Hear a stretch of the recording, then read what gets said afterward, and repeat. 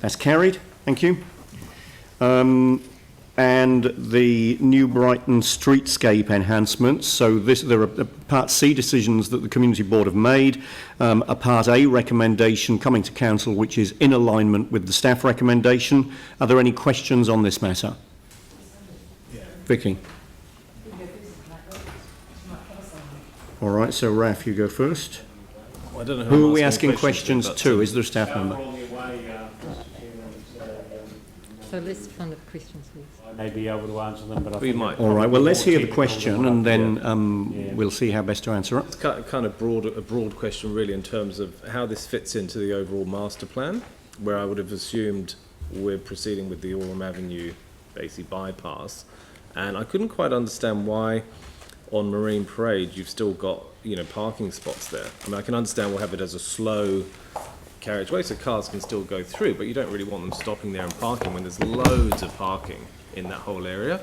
And I don't see the connection with the commercial core. It doesn't, and I've had feedback from locals as well that doesn't quite make sense to me, so I might be missing something. I mean, I don't like to interfere in community stuff, but it doesn't make a lot of sense in terms of what we've been discussing for the last 3 to 4 years. All right, great. So can we get some staff comment on the issue that Raf has raised? Now, Vicky, was that exactly the same as you were going to raise? The issue, very, very similar, except was this the highest priority in Brighton for 4.61 million?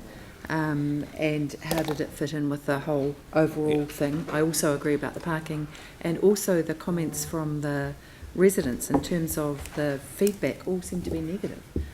So I'm wondering about it. I'd rather sort out the estuary edge as well. Yeah. All right, so if we can get some comment from staff on the matters that have been raised.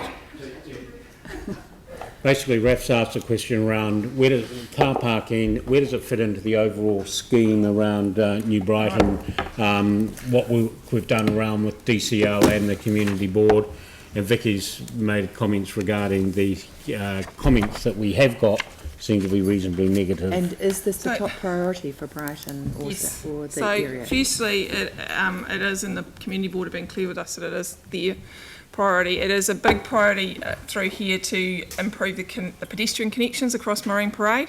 That's been a big thing to clear up the barriers to being able to cross this section of road between the mall and the shops along the frontage there, and the playground, the library, the hot poles, the beach, the pier, all that sort of thing. So improve that.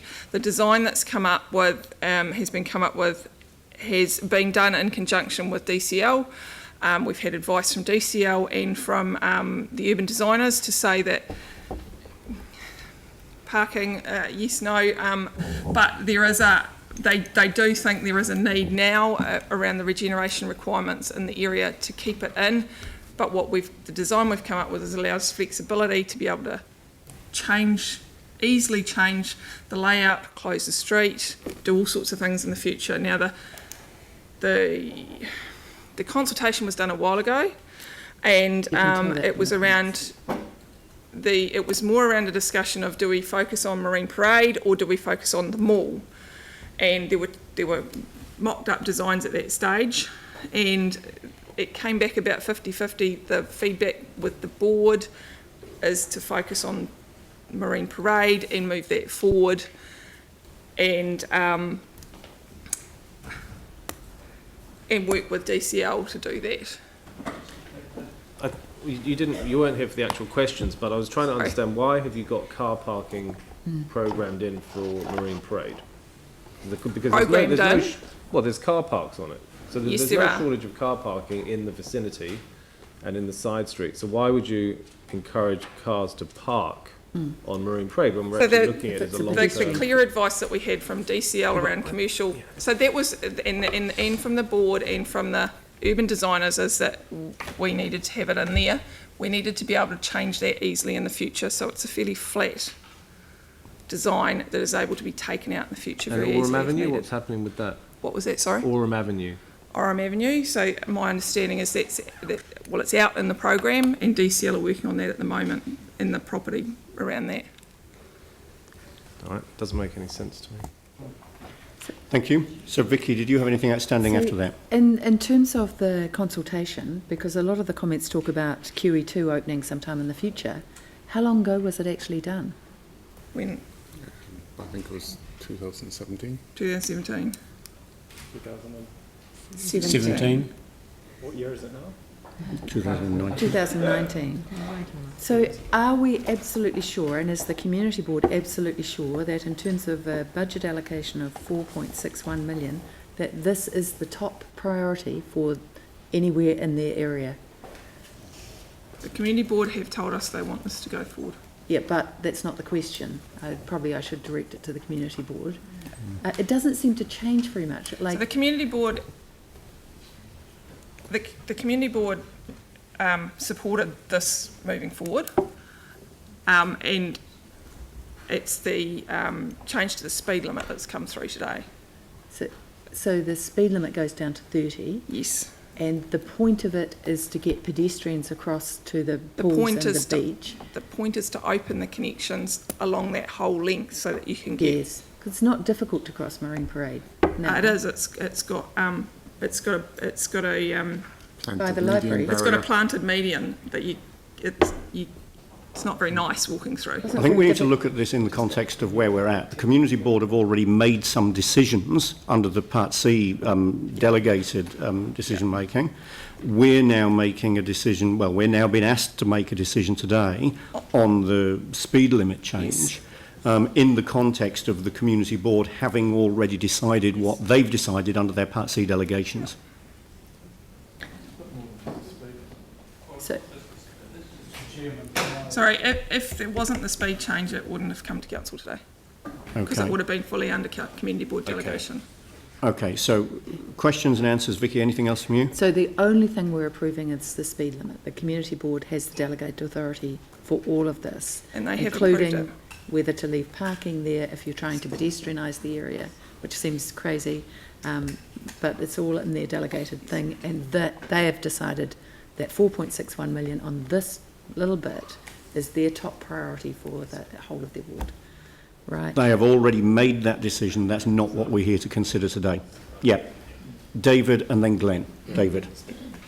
Look, I don't have any questions of Oh, staff. well, then we'll wait till But we've I'd finished with questions. I'm just probably want to put a community board perspective Yeah, on we'll deal with that in debate. Okay. Glenn. Thanks. If I can just pick up on a comment you made, Lanita, about the obviously the flatness of what we're dealing with, just to double check, because we've had a lot of pushback over the car parks, so just to double check that can easily be reconfigured in the future. Yeah, there's no curb from boundary to boundary, except at the bus stops to facilitate disabled and buggies onto and off buses. Okay. So it will be a flat surface. Yep. Whether it's line marking or you take out the asphalt and put in. So hypothetically, if we wanted to cut car parks in half, that could be done. Yeah. Great. Thank you. Sarah. Thanks for that. And it is good to see some progress on master plan stuff in the various areas. What's the next master plan project, and which years is it budgeted for, and how much? Do you know? I don't know. Sorry, can't answer that today. Yeah. I'd be guessing. Yeah, can we just maybe get some information on that? We can get some information That'll be in the offline. annual Yep. plan somewhere, because I mean this was budgeted in the annual plan and everything. So yeah. Yep. Thank you. All right, so we're done with questions. So can I now have a mover for this, please? David will move, Glenn will second, and we'll move into debate. David. Thank you. Look, just acknowledging that today we are here, excuse me, to merely change the speed limit to this particular area. I'd like to also just acknowledge and compliment staff for the work and DCL that's been done on this plan. It's taken a long time, there's been a lot of debate, there's been a lot of consultation. The critical things with this particular project are that successive management plans have been trying to connect the beach to the commercial core. There's a two-stage sort of thing in here where we are upgrading that section of Marine Parade with an ability in the future to be able to close that road off if we so desire. It is, in the consultation process, it was about 46% of the respondents actually wanted to close the road. It wasn't a clear-cut decision. But I believe we've come up with a concept. It's a flat surface. It achieves what we want to do to actually integrate the hot saltwater pools and the beach playground, the library and the pier into the business core area. Obviously, the full integration of this project also is linked with the extension of Oram Ave through to Hawke Street. Now that has budgeting in the annual plan. It's a wee way out now, and our board has submitted to this annual plan that funding is brought forward, so that DCL in the final stages of rejigging the commercial core can do Oram Ave extension more or less at the same time, which will then allow us in the future to actually progressively cut out traffic going through Marine Parade. I really do think this is a good design, good plan, and it's been explained to me on a number of occasions that it is a tiled surface across this whole roading, and yes, there are car parks in it, but they're the same as it's been there already. There's no increased car parking. It is only maintaining what's been there, and should we at any stage this week, next year, decide to reduce the car parking, it's a simple exercise of lifting a few tiles and rejigging that configuration. It's a versatile plan that is quite adaptive to a changing transport modes, and I believe what we have created is quite a safe and adaptable environment that we can move forward with. I don't believe there's any need for prioritising any particular mode of transport at the moment, because it's certainly my intention longer term to close off traffic to Marine Parade altogether, and what we are proposing here ideally aligns with that philosophy. But again, I go back to the original thing. We're actually here to talk about a speed limit through this area, reducing it from 50k to 30k. Personally, I'd probably like it to go a little lower, but we are restrained by regulation at the moment, and that's an option we can carry forward. So Thank you very much. Thank you. Is there any further debate? Yanni. I find it quite surreal that we're sitting here hearing about the community well-being, the psychosocial impact on a community that's struggling to get basic earthquake repairs done, and we've got a project which appears to be just gold plating an area that was only just done, in relatively modern history of the city, not too long ago before the earthquakes.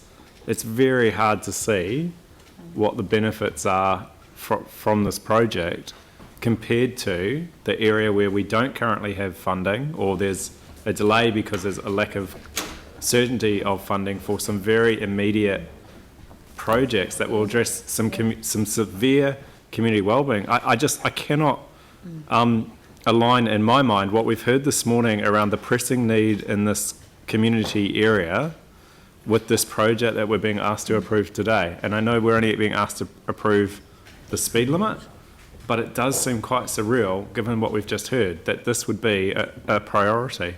I do wonder whether, given we've yet to have the discussion about report number 22, whether we actually do need to kind of pause and consider what changes would be necessary as a minimum to support the speed limit changes rather than the full thing. The other concern I really want to raise is, 2017 is a lot different than 2019. And I've read through the submissions as well, and there's a number of people that are quite critical of the joint up approach. And it's not to say that those concerns have not been addressed by now, but actually we don't get visibility of that. So I have to say I'm quite concerned about what we're being asked to approve today. And although the speed limit is only one element of it, which is in our control, I do wonder, really wonder, whether we need to look at the funding that's been allocated, what we need to do to get the speed limit put in safely, see how it works, and redirect some of that funding towards the more pressing community needs. Thank you. Sarah? Thank you. Today's decision is only on the 30 kilometre an hour, and I'm completely in favour of that for all of the safety improvements it does in this area. And I disagree with Councillor Johansson on that being the only bit that's in our control, because actually as a council, we made the decision to put this project in and to fund it in our long-term plan and when to do this project. And we hear time and time again from the communities in Brighton and South Shore that they have been left behind and that their neighbouring communities are getting a lot of stuff that makes their community look and feel better again, and that they don't get it. As a council, we've prioritised the work in the master plans, not the community board. The community board were tasked with getting the work done and making sure that it was fit for purpose for their community. Do I think we should be putting car parks in? No, but that's a future decision and one out of our control when we delegated that decision making to the community board. We do absolutely need to work on the stuff that's in item 22 today, and it needs to be funded, but it can't be either or when it comes to this work. It needs to be both. Thank you. Glenn? Well, you've got the right to speak to it if you want to. I'm mindful of time. Me too. Thank you. Rightio. So this project was always all about the connectivity between the beach and the commercial area. There have been several iterations of the master plan over years, and it was always going to be a tough nut to crack. If you don't know already, people in New Brighton and wider are very passionate. They don't always they're not always on the same page, and that's totally fine. I find it the most enchanted part of the city. But the thing is, we've got to just push ahead. We know flexibility exists to cut back on the car parks, and actually if you drill down to a lot of the comments that I've been receiving, and perhaps Raf as well, it's actually about the car parks. So we've heard from staff we can cut back on those in future if necessary. But I'm at the point now, I think we just need to push the go button and get on with it.